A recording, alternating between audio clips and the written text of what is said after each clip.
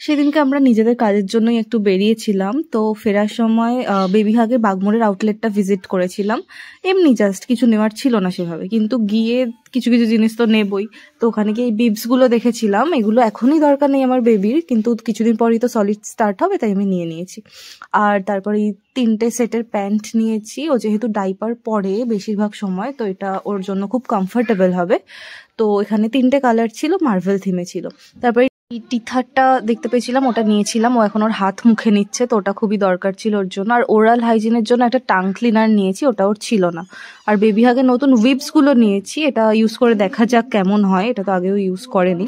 তারপর আমার মনে হলো যে প্রোডাক্টগুলো কেমন, তো আমি নিজেই একটু খুলে দেখে নিই, সেই জন্য আমি আনবক্সও করে নিলাম টিথারটা আর টাং ক্লিনারটা। এগুলো সিলিকনের ছিল, কোয়ালিটি বেশ ভালো, যদিও এগুলো আমি স্টেরিলাইজ করেই ওকে দেবো, আমি হাত দিয়ে ধরছি বলে কিছু মনে করো না। প্রোডাক্টগুলো সবগুলোই ভীষণ ভালো ছিল।